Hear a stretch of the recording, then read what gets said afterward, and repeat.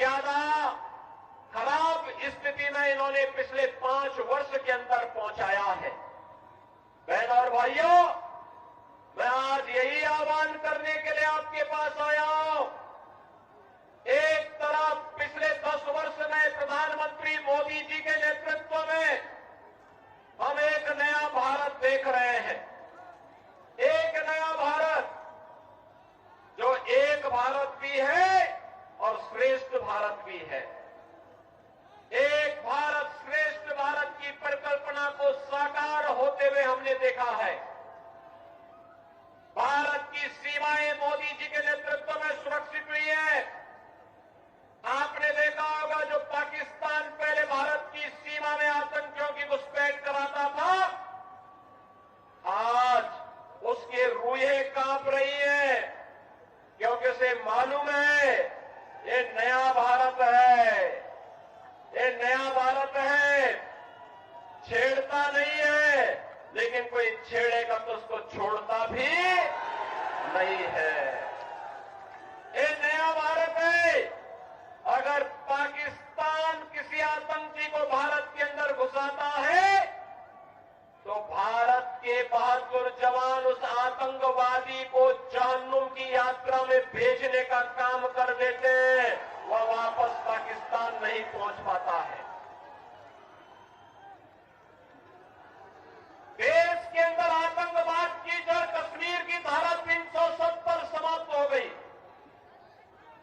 और यही नहीं, आज तो देश के अंदर बड़े बड़े कार्य मोदी जी के नेतृत्व में हाईवे के, रेलवे के, एयरपोर्ट के निर्माण का आपने कल देखा होगा। प्रधानमंत्री जी ने बिहार के दरभंगा में एम्स का शिलान्यास किया। एम्स बन रहे हैं, आईआईटी बन रहे हैं, आईएम बन रहे हैं, one district one medical college का निर्माण हो रहा है। हर घर नल की योजना भी लागू हो रही है। बहनों और भाइयों, इन सब के साथ ही देश के अंदर 80 करोड़ गरीबों को फ्री में राशन की सुविधा का लाभ, 50 करोड़ गरीबों को 5 लाख रुपए की प्रतिवर्ष स्वास्थ्य का निःशुल्क उपचार की व्यवस्था। और मोदी जी ने तो ये भी आदेश कर दिया है कि 70 वर्ष से ऊपर के हर एक बुजुर्ग को फ्री में उपचार की 5 लाख रुपए की फ्री में उपचार की व्यवस्था हर वर्ष करेंगे। बहनों और भाइयों, 12 करोड़ किसानों को किसान सम्मान निधि, 10 करोड़ गरीबों के घर में शौचालय का निर्माण और उज्ज्वला योजना का कनेक्शन पहुंच गया है। और 4 करोड़ लोग फ्री में आवास भी प्राप्त कर गए हैं। मैं पूछना चाहता हूं, ये काम कांग्रेस भी कर सकती थी, आरजेडी भी कर सकती थी, इन्होंने नहीं किया। अभी कांग्रेस के कोई एक प्रभारी आए थे, कह रहे थे सरकार आएगी तो सिलेंडर देंगे। अरे जब तुम्हारी सरकार थी तब क्या कर रहे थे?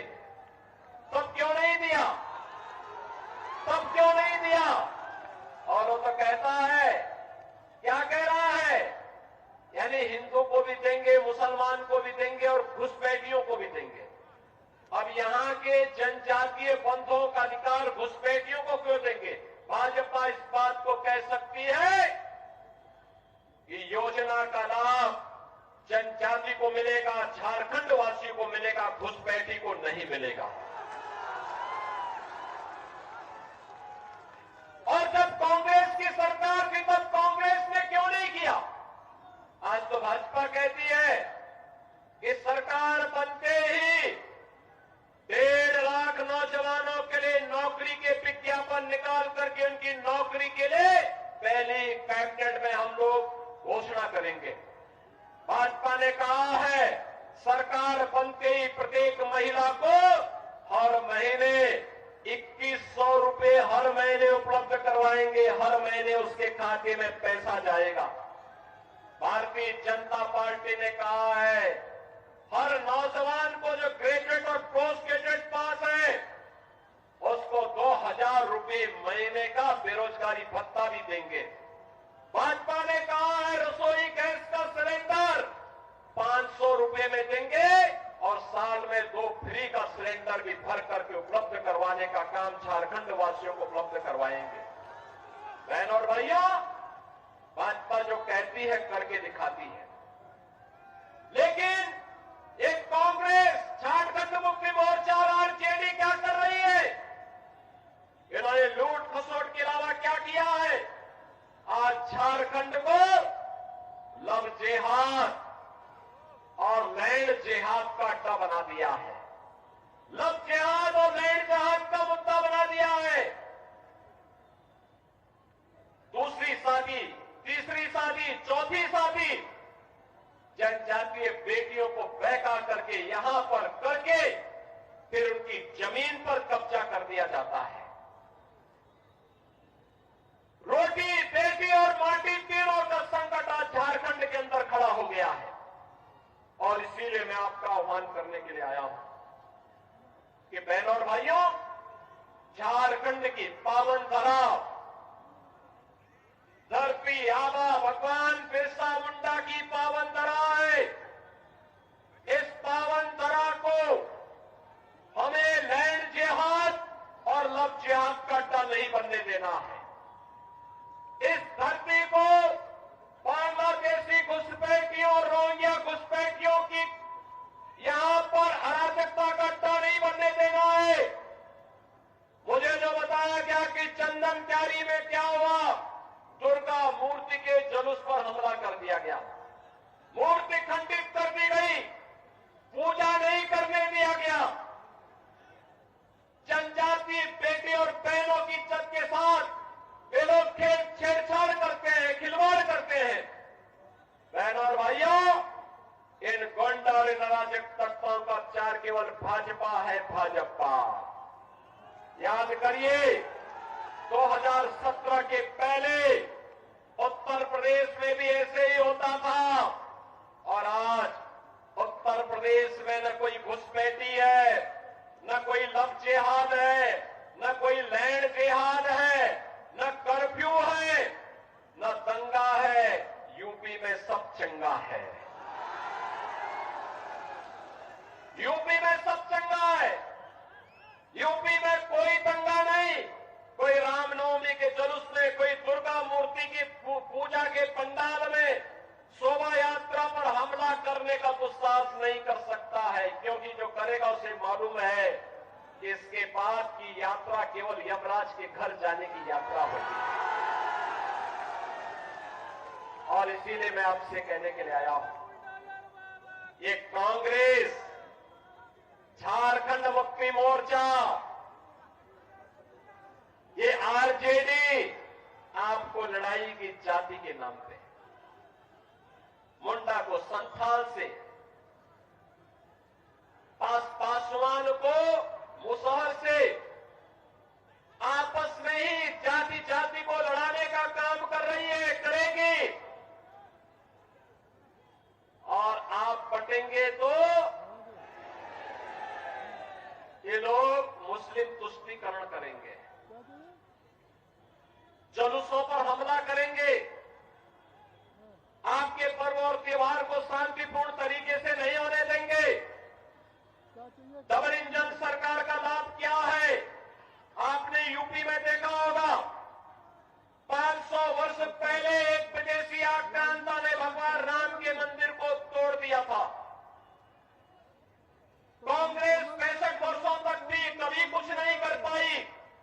वो तो कहती थी राम हुए ही नहीं। और बहन और भाइयों, उत्तर प्रदेश में डबल इंजन की सरकार ने मात्र 2 वर्ष के अंदर अयोध्या में राम मंदिर की समस्या का समाधान कर दिया। आज तो अयोध्या में भगवान राम का भव्य मंदिर बन गया है। अयोध्या दुनिया की सुंदरतम नगरी बन रही है। और मैं इसीलिए आपका आह्वान करने के लिए आया हूं, हमें बटना नहीं है। बटे थे तो अयोध्या में अपमान झेलना पड़ा था, बटे थे तो देश कट करके बांग्लादेश और पाकिस्तान बन गया, बटे थे तो हिंदुस्तान और बेटियों की इज्जत के साथ खिलवाड़ जुगाड़ हुआ था।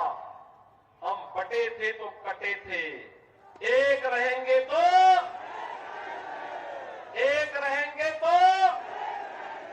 और इसीलिए मैं आपका आह्वान करने के लिए आया हूं। आपको सुरक्षा और समृद्धि देने का काम केवल और केवल भारतीय जनता पार्टी कर सकती है।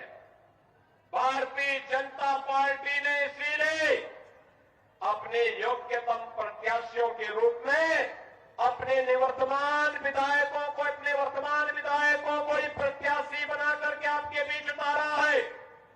श्री बिरंची नारायण को बोकारो विधानसभा क्षेत्र से और अमर कुमार बावरी को चंदन क्यारी विधानसभा क्षेत्र से अपना प्रत्याशी बना करके आपके बीच उतारा है।